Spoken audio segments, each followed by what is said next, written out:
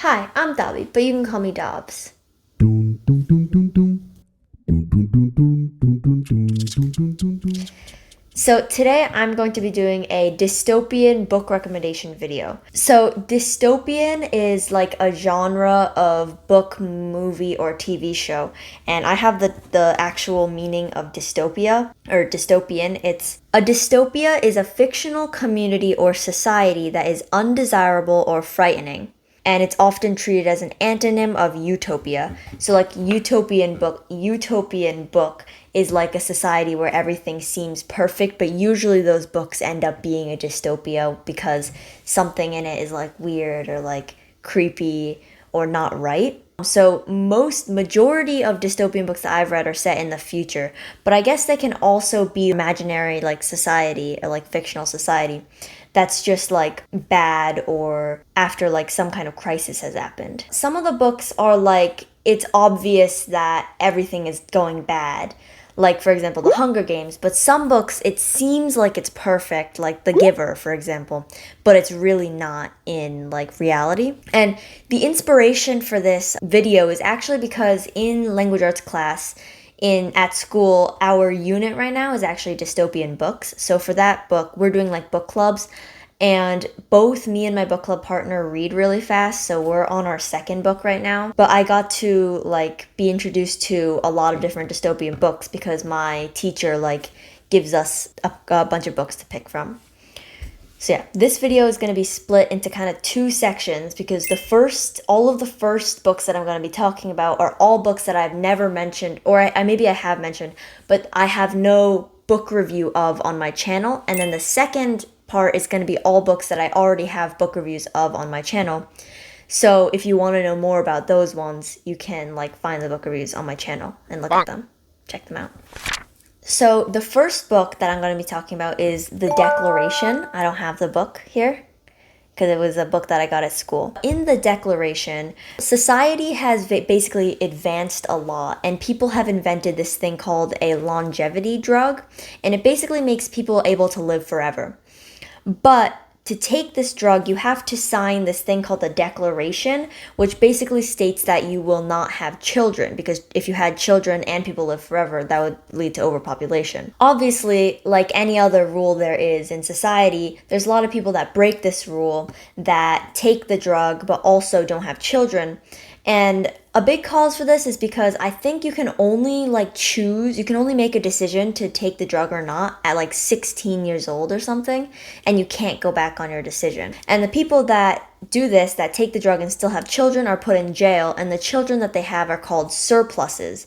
And there's an entire like building where a bunch of surpluses are kept, and surpluses are basically told that they're worthless and their parents are selfish and they are like trained to work for legal people. The main character of this book, Anna, is actually a surplus, and she has been brainwashed by the government and the society, and she's totally obsessed with trying to like behave the best, trying to be like the best surplus.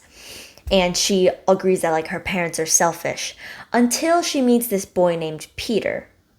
Dun dun dun. This was the book club book that me and my partner chose to read. Like, this was our first one. And we both ended up enjoying it a lot. I think we both said we liked another book that we read better, which I'm going to talk about next. It's the next book right after this.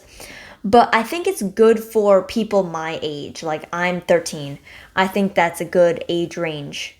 A little lower, a little higher for this book. And this book has a little bit of romance in it as well, but it's mostly surrounding around the dystopian like aspect of the book.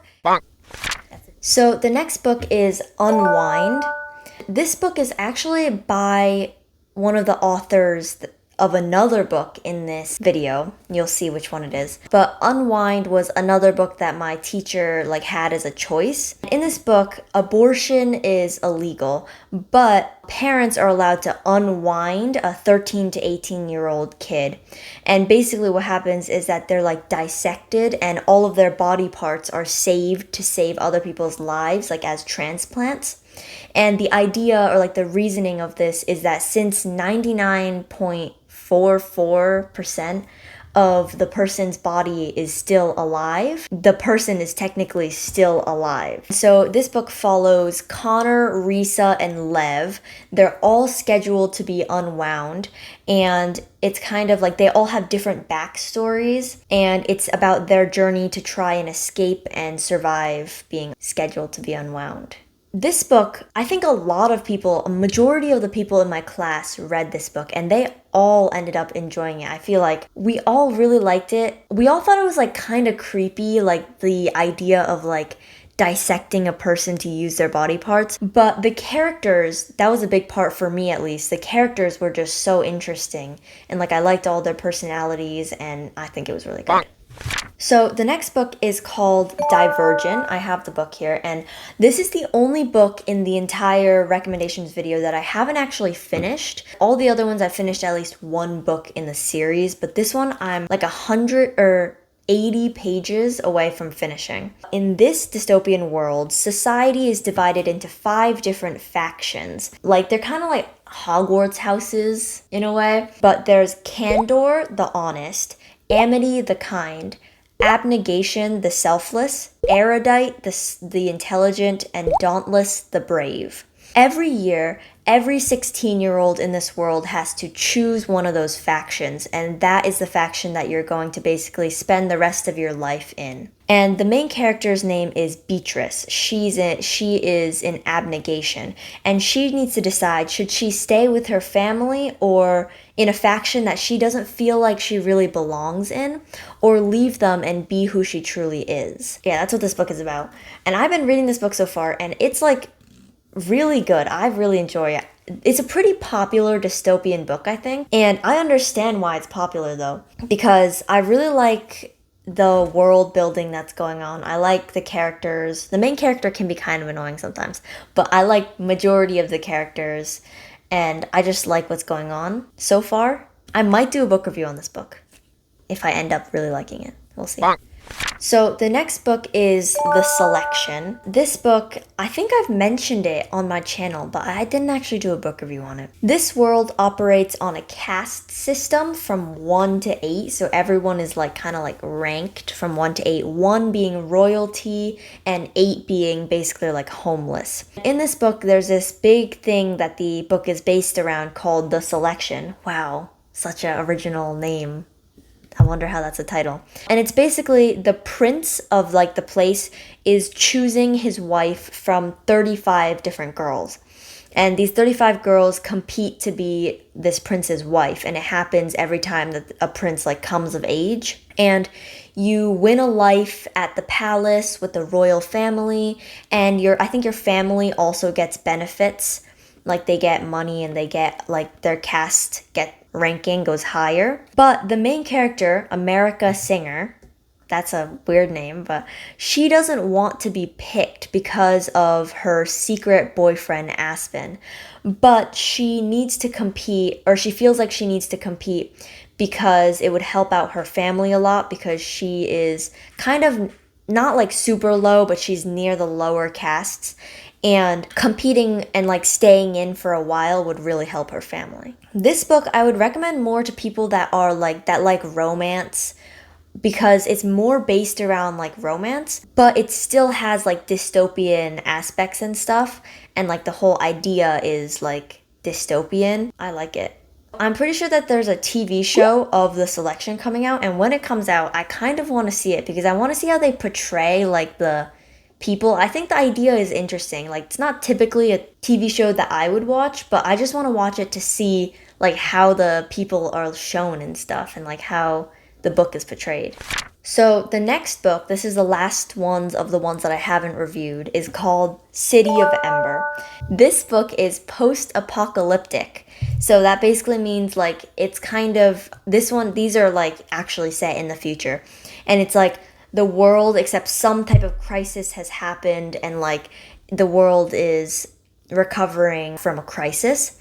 And the city of Ember is an underground city that was created with everything that they need for survival. And it was created like hundreds of years ago. But now resources are running low, the city is beginning to corrupt, and the worst part is lights are failing.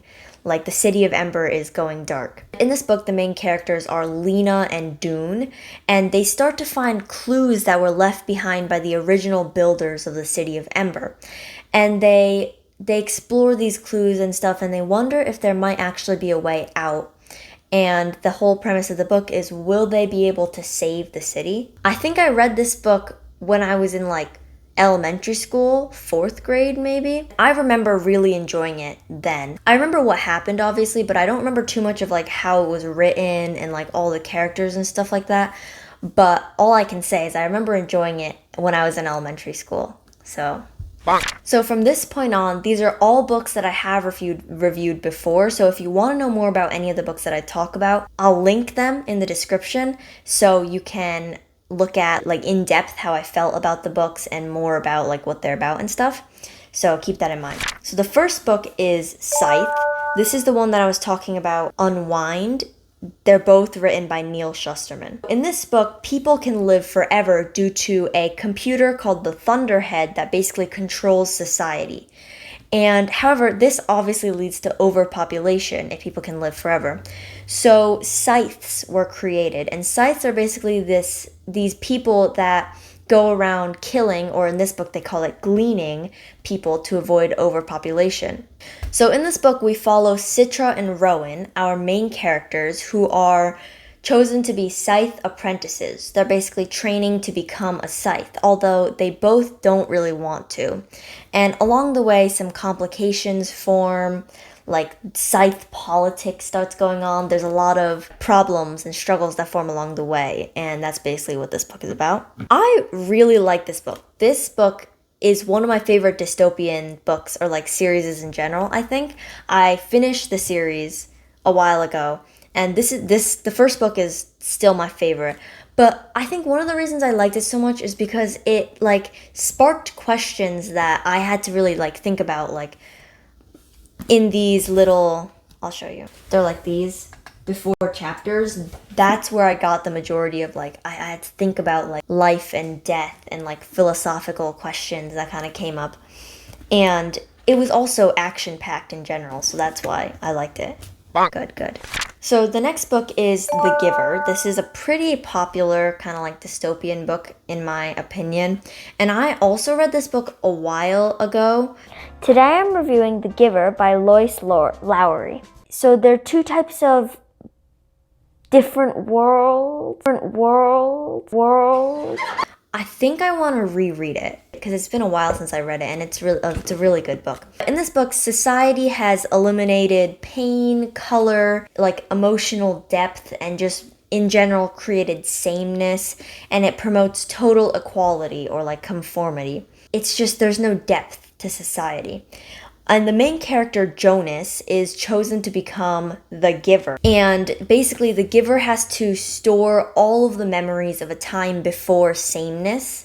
And Jonas kind of struggles to understand all of these memories, like pain, I think love might be one of them. And he like struggles to understand these memories, and he likes some of them and he hates some of them. And he learns that the society might not be perfect after all. This book it has the Newbery Medal, by the way, and I feel like everyone should read this book at some time in their life. It's like one of those books. It was just really good. It was written like not too complicated, and I liked it. It's also a series. It's a Giver Quartet, and it's Gathering Blue, The Messenger, and Sun. I read Gathering Blue, but I haven't read the rest of the series yet. I think after I reread this book, I'm gonna read the rest of the series. Yeah. The next book is Uglies. In the world of Uglies, of the book Uglies, everyone that's born is an ugly until they turn 16 and they get a surgery that turns them into a pretty. And uglies and pretties live on different sides of the town, and the pretty's only job is basically just to have fun. And the main character, Tally, can't wait to be a pretty. She can't wait to not like have responsibilities, to look like physically pretty, and like just have fun in general, until she meets a girl named Shay that changes her mind. This book is also a series. It's Uglies, Pretties, Specials, and Extras is in a different like time period, I'm pretty sure, but it's still part of the series. I remember reading this book during 6th grade and I really liked it. I think I got hooked on the series and I kept reading it. I liked Uglies, Pretties, and Specials a lot, and I didn't love Extras, but it was still good. And the series is just really great. And like it's kind of, there's some action in it. I guess there's a little romance. Tiny, but yeah. Okay, the next book is The Hunger Games. I feel like everyone's at least heard of this book, so I don't know if it's really like I'm introducing it to you, but if you don't know what it's about, I'll tell you. So, Hunger Games is also a post-apocalyptic world where like North America has kind of like gone through a crisis, and this nation called Panem has risen. And in this nation, 12 districts surround a capital. The capital is where kind of all like the government officials, like the rich people live, like the special people, or important, that was the word. And every year, one girl and one boy from every district, so that's 24 people in total, are chosen to fight to the death on live TV in the Hunger Games. And when the main character, Katniss Everdeen's sister, is actually chosen to fight in these games, Katniss volunteers herself because that's something you can do. If someone is chosen, someone else can volunteer for tribute and like to take their place. So Katniss does that. And in this book, you follow Katniss through preparing for the Hunger Games, going into the Hunger Games, through this game of survival that she kind of already has a natural instinct for survival, being not such like a wealthy family and like the condition of the world. But will she be able to make it? Who knows? This book is really good. It's also, I have the whole series, Catching Fire and The Mockingjay. I like this, the first one the best. That's usually how it goes for me.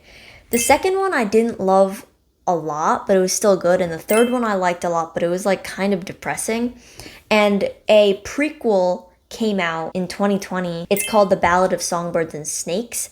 And I think I did a book review of that book too, but it was basically about the antagonist of the book, President Snow. And I liked that book a lot. It was really interesting. That is the end of my dystopian book recommendations video. Like I said, the last like 4 books I have book reviews of, so check them out if you're interested.